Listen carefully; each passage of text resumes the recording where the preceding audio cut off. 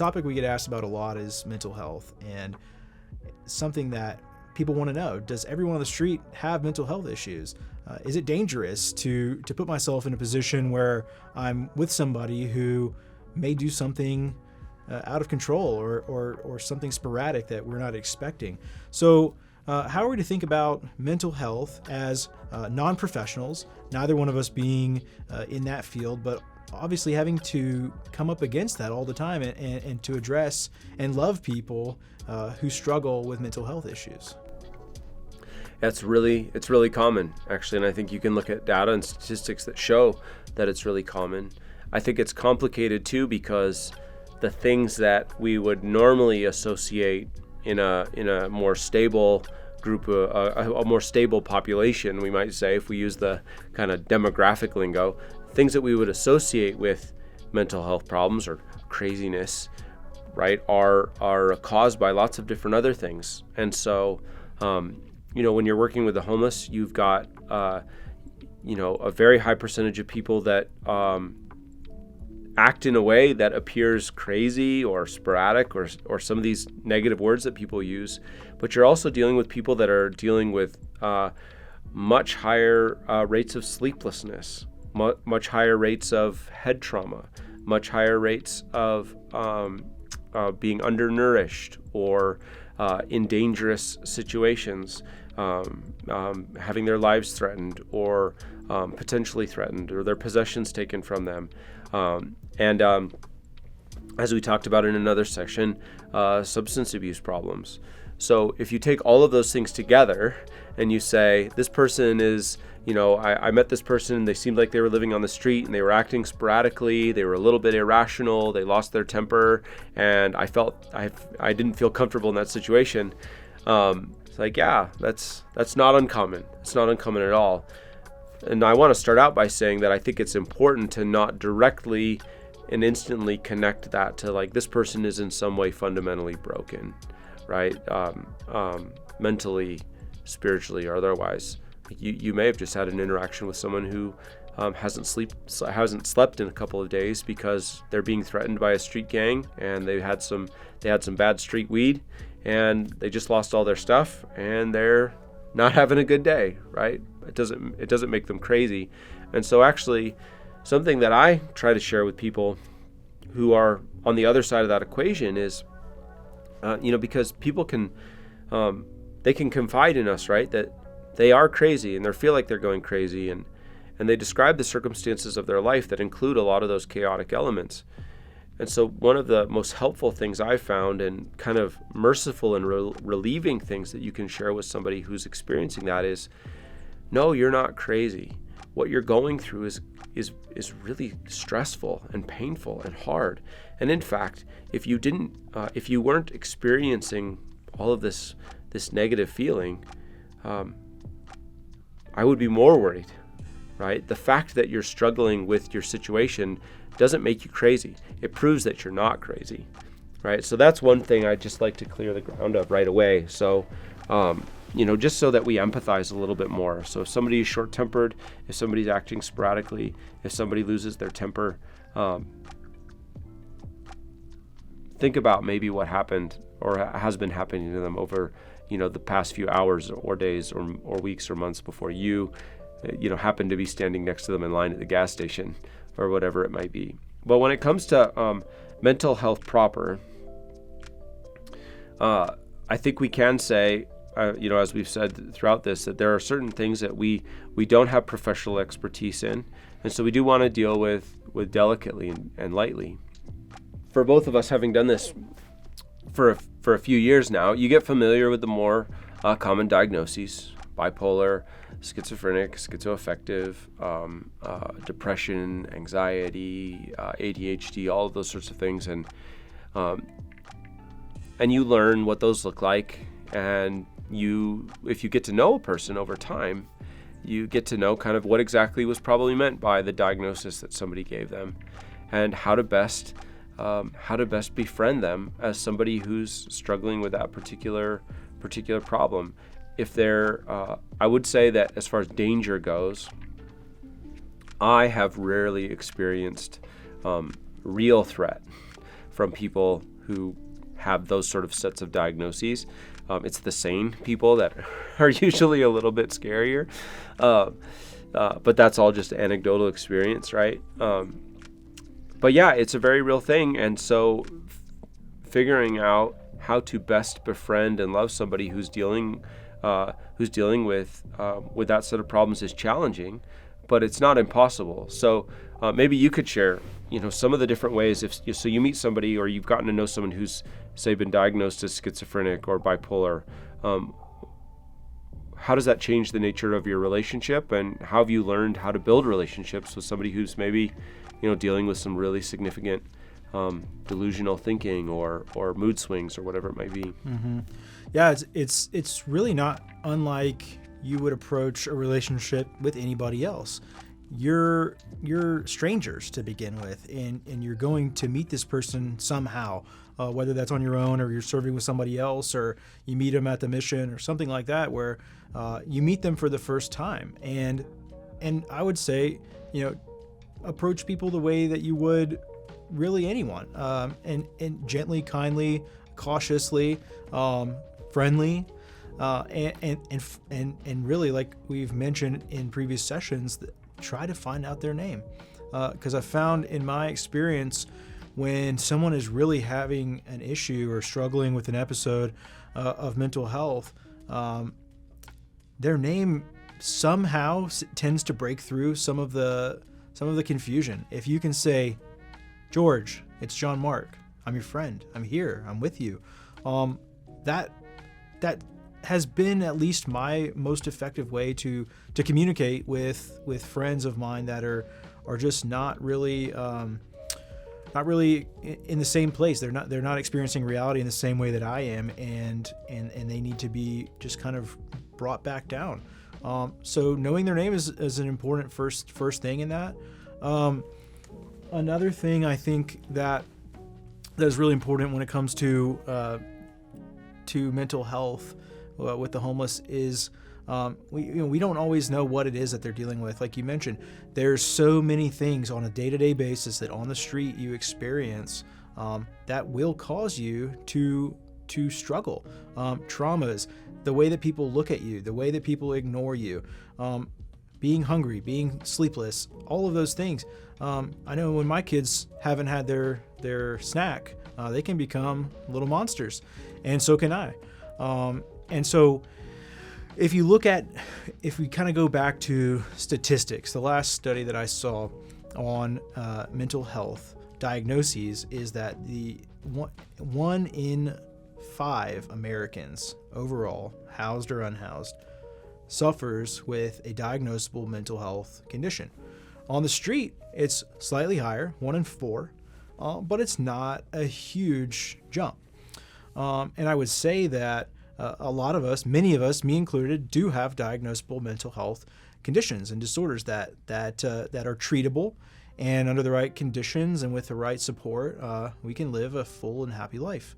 The difference is that when you're on the street, treating a mental health condition is nearly impossible. You cannot provide a place of safety and peace, and a place where you store your medicine if that's something that you've been prescribed.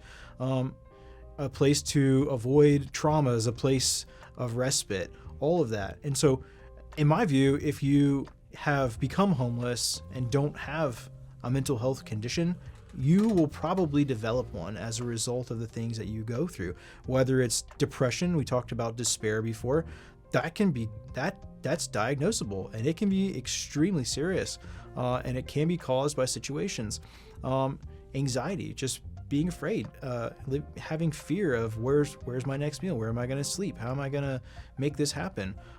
Those things can and do snowball into significant diagnosable health conditions. And so you think about the situation that they're in, and of course people are struggling with mental health on the street.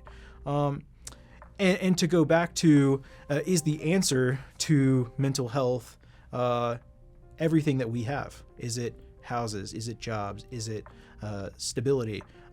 People that have houses and jobs and stability still have mental health struggles. They have more access to treatment for that, have safer places to stay, maybe more supportive environments. But a lot of people in our world struggle with mental health issues. And so it is something that that on the street is maybe more apparent. Maybe we're seeing it in its rawest form because it's untreated and because it's exacerbated by the situation. But in reality, taking those things out of the picture, it's very similar to you and I. So I think that, like you said, empathy is such an important thing to say, I'm with you and I'm trying to understand you and I want to walk with you in this. That's what gives a person some hope to say, I'm not fighting this alone. I'm not just going to have to deal with this for the rest of my life. Like, at least I have somebody who is trying to understand me, who cares enough about me to befriend me despite my issues, and will have grace for me if maybe my issue causes me to be unkind to them or whatever.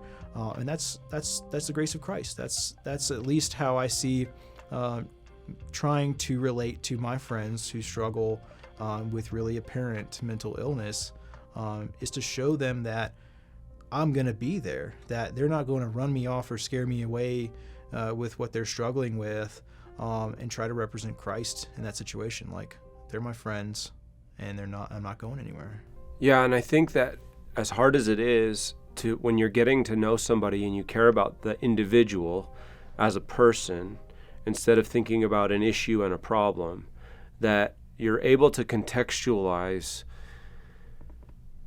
these kind of big, scary diagnoses or ideas. So instead of it being, schizophrenia, it's my friend Ryan, right? Mm-hmm. Or whoever it might be, and they're a person, and they've got a life, and they've got life circumstances that you can understand and you can make sense of.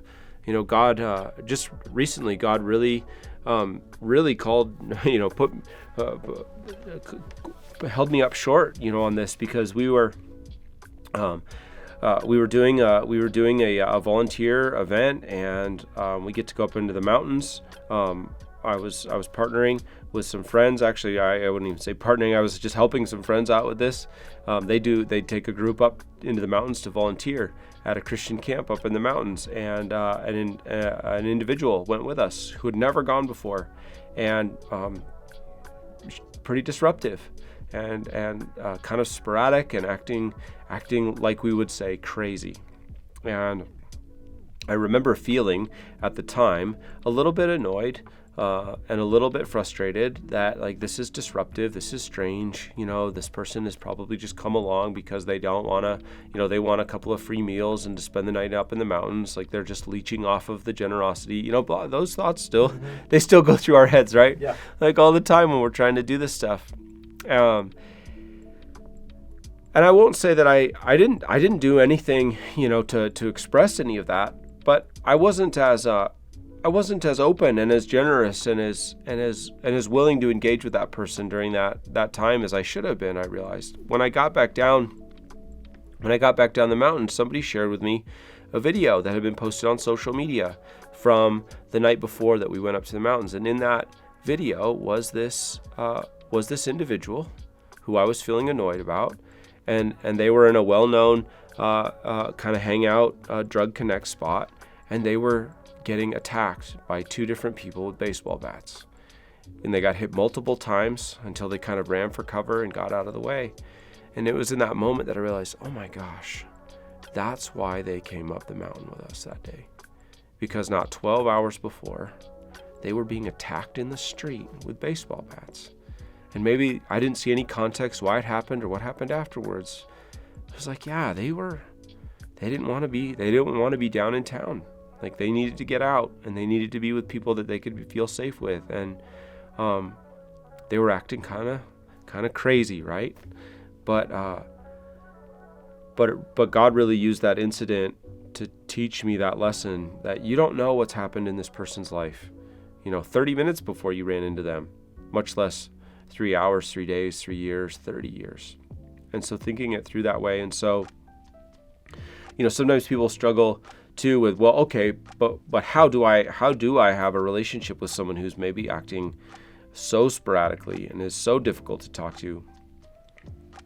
And one of the best things I think that we can all do is don't argue with the situation, or even if something's clearly delusional, they think they've got, porta potty water in their veins or nanorobots in their brain or whatever it might be. We've encountered these sorts of things. Just be willing to listen, and as far as you are able, empathize with their experience. So they tell you, I got nanorobots crawling up and down my nerves. You don't have to argue with them about nanorobots or try to arrange to have an x-ray done on their arms.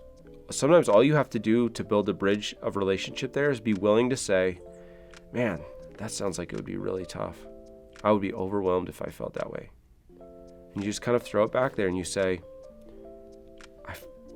I would be scared too if I felt that. And learning their name and getting to know them, and actually seeing that through that, you're not affirming or denying. You're not arguing with the part that's hard to believe, but you are just willing to be there as another human being, just saying, man, it sounds like your life's hard. I'm sorry it's hard. I wish I could do something to help you. And it's through that you build relationship and you build friendship. You build an opportunity to be the hands and feet of Jesus in their life. And then you just work towards and on whatever they're ready to work on, And in a lot of cases, at least in my experience, I found they would like to find solutions, But like you're saying, when you're on the street, it's hard to stay on your meds, or it's hard to get treatment, or it's hard to just be stable long enough to, get enough sleep to just feel like normal. Mm-hmm. So, yeah, being there for that long road. Yeah, and to that point, I think that it's important to note that you and I come up against situations that we're not quite sure how to handle. One story of a friend of mine that I know that ended up passing away on the street. He was the one that thought that his blood was made from the fluid from a porta potty, and he had some serious physical health issues that I could not believe he was actually physically alive. He denied all help. He denied all treatment. He was the most difficult individual case that I had ever seen. To this day, I do not know what the right answer is with him and what would be best to help him. It's something that I wrestle with the Lord about often. Like, what could we do for Anthony? How could we help him? But like we've mentioned throughout this series, is that what we can do, no matter what the situation, is first acknowledge that they're a human being created in God's image and that they have value, whether they believe that they're a human or not. And that was the case with him. He did not believe he was a human. And what I knew to do best, beyond all of my strategy and everything else, was to show up. And some days I would show up and he would not be willing to have a conversation with me. And some days I would show up and we'd sit for hours behind a hotel and he would talk to me about, being an animal and having this porta potty blood and all this stuff. And like you said, just finding ways to empathize with that. Like, wow, that must be so hard. And then looking for those opportunities. Well, can I pray for that? In the same way that we would for somebody who is struggling with addiction or any other physical ailment, to just see what we can do with what we have in that immediate situation. That's what God calls us to. He calls us to be faithful. He doesn't call us to have the answer, to be successful, to, walk people from the street to the boardroom. He calls us to be faithful with what we have. And what we had with our friend Anthony was sitting down, hearing his stories for a long time, getting a word in every now and then, and just letting him know in whatever capacity we had that we loved him. And I think that anybody can do that, professional in the mental health field, professional in the field of ministry, or just a person on the street. You can sit with somebody and you can hear them out, you can learn what their name is, and you can love them in that moment. Yeah, and I think that's a theme that I hope people have found now running through all of this, that we're often asked the question, what can I do about? X, Y, Z, mental health, substance abuse, economic instability, like all of these big questions. And they're great questions. What can I do about it? And what we keep coming back to is friendship. Yeah. Friendship is the therapy. Friendship is the means that you're gonna that's what, like it's not secondary or tertiary or even off the table in terms of like, okay, but what can we really do? What will really help? Right? Sometimes we push the relational human interaction just right off the agenda, right? And what we've seen in our own experience and what many people have seen in their experiences is that it needs to be right at the center of the agenda, right? Because we are often up against unsolvable problems, right? That there is no, even after you've puzzled it out and had the best minds brought on board and everybody's thought about it, it's like, we just don't know. We don't know what to do. And instead of saying, okay, we tried to solve it, I guess that's done. Saying, no, what we can always do, I love the way you put that, you show up. Show up. Friendship is the therapy. Friendship is the ministry. Mm-hmm. Hanging out is the agenda. Yeah. Right? That's what we don't want to lose sight of that, along with all the other things, right? Because as we've said, it's easier to deal with mental health or substance abuse or any number of problems when a person is housed or when a person is well fed or when a person is safe or when a person is well rested or all of those things. So those things are extremely important, but not losing sight of that like very core principle. Friendship is the ministry. So show up, be a friend, listen. Yeah, that's a big Don't one. think about what do I need to say. Think about how can I be a good listener? Listening is such a huge one because how long has it been since they've had anybody to listen to them? Sometimes weeks they've not talked to anybody, and for you to show up and listen is a huge ministry to people. And so to address what we're asking of people, we're asking for more than a handout. We're asking for more than a donation drive or anything, and not less. But we're asking for people to put themselves out there and take the risk to be vulnerable for the glory of God. That by you putting yourself out there and stepping out in faith towards somebody who, like you, is created in the image of God, that is where God works. That is how he uses us to be ministers of the gospel, to be ministers of healing and reconciliation and peace and joy. We have to be with people. And so, sometimes people want to ask, well, how can I get into doing that? It's awkward. It's just awkward. There's no getting around it. At some level, you have to just say, I'm going to embrace this awkward, and I'm going to figure out by fumbling around how to befriend people that are not like me in a lot of ways. So I think that's what God's asking us to do when it comes to our friends with mental health issues, that he wants us to show up, to be with them, and to lead them as best we can to him.